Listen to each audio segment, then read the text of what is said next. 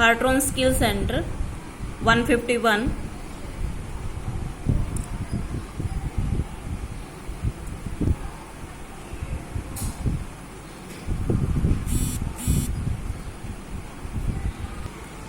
Good morning students. उस दिन मैंने आपको F11 में एक फीचर कराई थी इनेबल मल्टी करेंसी, यानी कि मल्टी करेंसी को हम कैसे यूज करेंगे। आज हम F11 प्रेस करो गेटवे ऑफ टैली पे। F11 प्रेस किया, अकाउंटिंग फीचर, और यहाँ पर हमने मेंटेन बिल्स वाइज डिटेल, ये नेक्स्ट वाली फीचर यूज करनी है। मल्टी करेंसी के बाद ये वाली फीचर यूज करनी है, मेंटेन बिल वाइज डिटेल। अगर आपकी ये फीचर यस नहीं है तो उसको यस करिए। उसके नीचे वाली, इसका मतलब होता है मेंटेन बिल वाइज डिटेल का मतलब होता है कि अगर हम किसी भी पार्टी को सेल कर रहे हैं या परचेज कर रहे हैं तो उसका बिल वाइज डाटा मेंटेन रखना।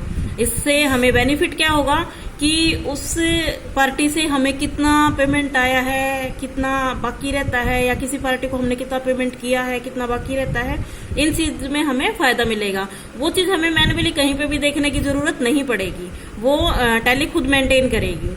नीचे, इसके नीचे एक ऑप्शन दिया हो for non trading account also, यानी कि इसको आप तब यूज करोगे जब इसकी जरूरत होगी। इसका मतलब होता है नॉन व्यापारिक अकाउंट्स, यानी कि ऐसे खाते जो हमारे व्यापार से रिलेटेड नहीं है। कि मान लो हमारा जो बिजनेस है वो कंप्यूटर का है, और अगर आप कोई भी असेस्ट खरीदते हो तो वो आपकी नॉन ट्रेडिंग अकाउंट्स में आती हैं इस तरह की चीजें। तो अभी फिलहाल हमने मेंटेन बिल वाइज डिटेल्स को यूज कर रहे हैं। उसको यस करके एंटर करके एक्सेप्ट कर सकते हैं, अदरवाइज एक्सेप्ट करने के लिए आप कंट्रोल ए प्रेस कीजिए और बाहर आ जाइए। अब यहाँ पे सबसे पहले हमने क्या करना है, सबसे पहले हमने एक लेजर क्रिएट कर लेनी है। हमने, जैसा कि मैंने आपको पहले ही बताया था कि एक कंपनी आप बना लेंगे, उसमें आपके पास स्टॉक होना चाहिए, और जब भी आप सेल या परचेज करते हैं तो पार्टी आप न्यू क्रिएट कर सकते हैं। आप अकाउंट इन्फो में जाएंगे, उसके लिए आप ए भी प्रेस कर सकते हैं। अकाउंट इन्फो में लेजर क्रिएट करो जिस पार्टी को आपने सेल या परचेज करनी है। मान लो हमने एक पार्टी बनाई नेहा नाम से, हमने एक पार्टी बना ली नेहा नाम से, और नेहा को मैंने क्या बना लिया कि ये हमारी जो पार्टी है डेटर की। कई बार ऐसा होता है कि सेम नेम दोनों पार्टी में आ जाए, तो आप नॉलेज के लिए डाल भी सकते हैं कि वो डेटर की पार्टी है या क्रेडिटर की पार्टी। इसको यहाँ पे मैंने क्या किया, सन्ड्री डेटर, मैंने डेटर चूज किया, सन्ड्री डेटर। अब यहाँ से करेंसी, अगर आपको करेंसी चेंज करनी है तो स्पेस यूज कीजिए, इसमें डॉलर वाली करेंसी भी आई हुई है, लेकिन अगर आपने रुपीज में ही रखना लेन देन उसके साथ तो वो आप कर सकते हैं। Maintain balance bill bye bill, ये जरूरी है। जो फीचर आप यूज कर रहे हो उसके लिए इसको यस करना बहुत ज्यादा जरूरी है। अब उस पार्टी का जो बैलेंस है नेहा का, वो आपका मेंटेन होता रहेगा बिल वाइज। कितना डिफॉल्ट क्रेडिट पीरियड, यानी कि क्रेडिट पीरियड डेज आप डालना चाहते हो तो डाल सकते हो।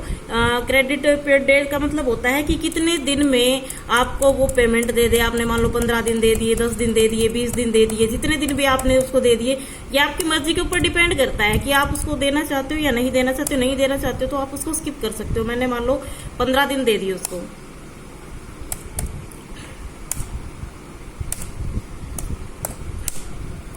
ये थोड़ी सी प्रॉब्लम है कीबोर्ड में, मेरे जो लैपटॉप के कीबोर्ड में थोड़ी सी प्रॉब्लम है, उसकी वजह से थोड़ी दिक्कत आ रही है।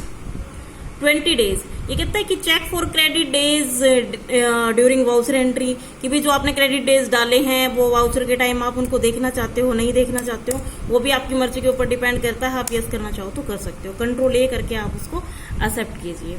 अब देखिए हमने क्या किया, अब हमने एक वाउचर कट कर लेना है। अकाउंटिंग वाउचर में गए हम, यहाँ से आप भी प्रेस कर सकते हो। अकाउंटिंग वाउचर में गए और यहाँ से सेल के लिए मैंने क्या किया, F8 सेल। पार्टी का नाम नेहा, पार्टी का नाम मैंने कौन सा चूज किया, नेहा, हमारी डेटर की पार्टी है। अगर नेहा से रिलेटेड आपके पास कोई भी डिटेल यहाँ पर है तो डाल दीजिए, अदरवाइज कंट्रोल ए करके आप बाहर आ जाइए। यहाँ से सेल अकाउंट हमने चूज किया। नेम ऑफ आइटम हमने सैमसंग का दिया उसको। सैमसंग के हमारी जो डेट है 1 अप्रैल में, देखो सबसे ऊपर डेट दी हुई है, 1 अप्रैल में हम उसको सेल कर रहे हैं। हमने उसको 2 पीस सेल कर दिए, और 2 मैंने ये अपने 35,000 के हिसाब से सेल किए हैं। ये कीबोर्ड में मेरे दिक्कत आई हुई है, 35,000 के हिसाब से मैंने सेल किए हैं। तो ये टोटल अपने कितने हो गए, 70,000। इसको मैंने कंट्रोल ए करके एक्सेप्ट किया। अब मैंने डेट चेंज की, F2 टैली F2 करके मैंने 2/4 में, या नेक्स्ट मंथ की 1/5 भी आप ले सकते हो, या जिस भी मैंने 1/5 में फिर से किसको सेल की, मैंने फिर से नेहा को सेल की। नेहा की मैंने लेजर कंट्रोल ए करके मैंने इसको एक्सेप्ट किया। ये देखिए सेल की लेजर मैंने ले ली, सेल अकाउंट, यहाँ से सेल अकाउंट मैंने चूज किया। फिर से मैंने उसको सैमसंग के 5 पेजेस 35,000 के हिसाब से उसको मैंने सेल कर दिए। कंट्रोल ए करके मैंने एक्सेप्ट किया। एक और बिल मैंने इसका तैयार किया, F2 प्रेस करके मैंने 1 जून में फिर से सेल की। किसको? नेहा को। नेहा को ही फिर से हमने सेल किया। नेहा लेटर की पार्टी थी, कंट्रोल ए, यहाँ से मैंने लिया sale account, name of item, यहाँ से हमने सैमसंग के पीस ले लिए। अब मैंने उसको 10 पीसेस सेल कर दिए और कंट्रोल ए करके एक्सेप्ट किया। अब हमने यहाँ पे क्या किया, अब हमने उससे पेमेंट लेनी है, F6। पेमेंट लेने के लिए मैंने पार्टी चूज की नेहा। हमने नेहा से हमारे पास पेमेंट आई, उसका बैलेंस कितना है 595। तो अगर मान लो उसने हमारे को 2 लाख रुपए दे दिए, नेहा ने हमें F6 करके आपने रिसिप्ट का वाउचर ले लिया, 2 लाख रुपए उसने हमें दे दिए हैं। नेहा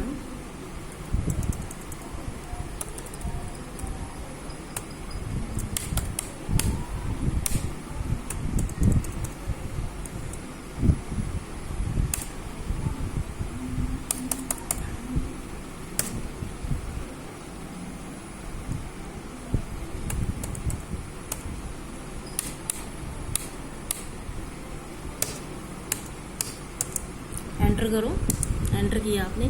अब ये जो 2 लाख आपको मिले हैं, तो ये देखो उसके सारे पेंडिंग बिल्स, नेहा के जो पेंडिंग बिल हैं वो सारे यहीं आ गए हैं, पेंडिंग बिल्स। यानी कि मैन्युअली हमें कहीं पे भी चेक नहीं करना पड़ा कि नेहा की किस डेट में कितना माल गया है और हमें उससे कितनी पेमेंट लेनी है। अब उसके तीनों बिल, एक हमारा 1 अप्रैल में है, 1 मई में है, 1 जून में है। आप ये जो अमाउंट है जिसमें से लेस करना चाहते हो, क्योंकि पेमेंट सारी उसी से आनी है, आप उसमें से लेस कर सकते हो। 1 जून के हिसाब से 20 दिन हमने क्रेडिट डेट डाले थे, तो ये देखो क्रेडिट डेज आप चेंज करना चाहो तो इन फ्यूचर चेंज भी कर सकते हो उसको। बैक जाके 21 जून 2020 में उससे पेमेंट उसने क्रेडिट डेज से उठा लिए हैं। तो इस तरह से आप maintain balance bill bye bill ये वाली फीचर यूज कर सकते हो। जिस भी पार्टी का डाटा आपने बैलेंस बाय बैलेंस यूज करना है, उस पार्टी की लेजर बनाते समय आपने इस फीचर को यस कर लेना है। और उसके बाद उसका जो डाटा है आपको कहीं पे भी मैन्युअली चेक नहीं करना है। ये चाहे वो सेल की पार्टी है, चाहे परचेज की है। आप अगर उससे परचेज करते हो तो जैसे ही आप उसको पेमेंट करोगे तो जितने भी पेंडिंग बिल हैं वो सारे उसके पेमेंट करते, जब आप वाउचर कट करते हो पेमेंट करते टाइम ही वो सारे ओपन हो जाएंगे। आपको कहीं और चेक करने की जरूरत नहीं पड़ेगी। आई होप कि आपको ये फीचर समझ आई होगी। Thank you students.